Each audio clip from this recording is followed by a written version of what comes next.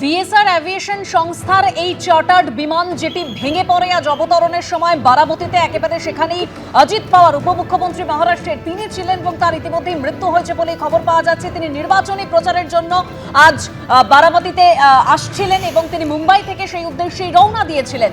তবে এখানেও যে প্রশ্নটা, অর্থাৎ যে জায়গাটা সামনে আসছে তা হলো পাইলটের তরফে মেডে কল দেওয়া হয়েছিল। তাহলে কি পাইলট কোনো রকম এমার্জেন্সি আঁচ করতে পেরেছিলেন?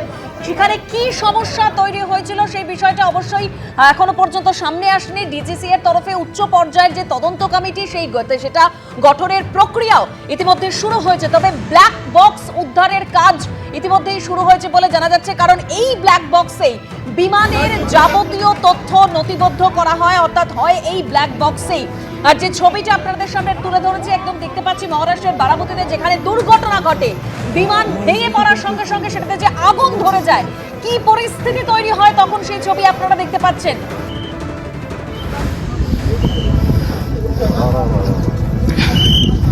আর এই বিমান দুর্ঘটনায়, ভয়াবহ বিমান দুর্ঘটনায় অজিত পাওয়ার তার মৃত্যু হয়েছে। বিমানে 5 জন ছিলেন, সেই 5 জনেরই মৃত্যু হয়েছে বলে খবর পাওয়া যাচ্ছে। চার্টার্ড ফ্লাইট ভিআরএস এভিয়েশন সংস্থার এই ফ্লাইটেই ছিলেন উপমুখ্যমন্ত্রী অজিত পাওয়ার। তিনি আজ নির্বাচনী প্রচারের জন্য বারামতির উদ্দেশ্যে রওনা দিয়েছিলেন মুম্বাই থেকে এবং বিমান অবতরণের পর সেই বিমানটি ভেঙে পড়ে। পাইলটের তরফে এমার্জেন্সি ল্যান্ডিং এর অনুমতি চাওয়া হয়, মেডে কল দেওয়া হয় এবং সেখান থেকেই যেটা প্রশ্ন উঠছে, উপমুখ্যমন্ত্রী তিনি যেই ফ্লাইটে রওনা দিচ্ছেন সেই ফ্লাইটের যে পরীক্ষা নিরীক্ষা, যান্ত্রিক ত্রুটি রয়েছে কিনা সেটা আগে থেকে কি খতিয়ে দেখা হয়নি, এরকম একাধিক প্রশ্ন ইতিমধ্যেই মাথাচাড়া দিচ্ছে। একাধিক প্রশ্নের কথা মাথায় আসছে প্রত্যেকের, কারণ আহমেদাবাদের দুর্ঘটনা আমাদের মনে আছে। একেবারে 12ই জুন যেরকম ঘটনা ঘটেছিল গত বছর, সেখানেও পাইলটের তরফে কিন্তু মেডে কল দেওয়া হয়েছিল, আমরা জানি সেটা।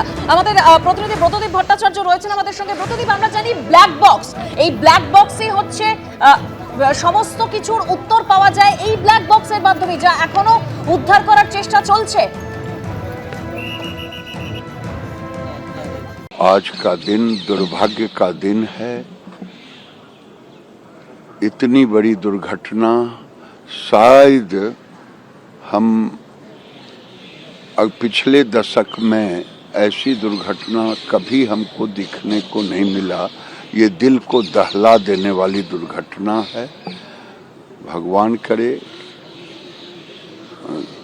उन सभी लोगों के परिवारों को शक्ति दें। इतनी बड़ी घटना, जो लोग उसमें सवार थे, ये बहुत बड़ी दुर्घटना है। केवल महाराष्ट्र सरकार के वो डिप्टी सीएम नहीं थे, बल्कि देश के एक जाने माने राजनेता थे। आज उनकी भरपाई शायद मुश्किल। एबीपी आनंद एगिए थाके, एगिए राखे।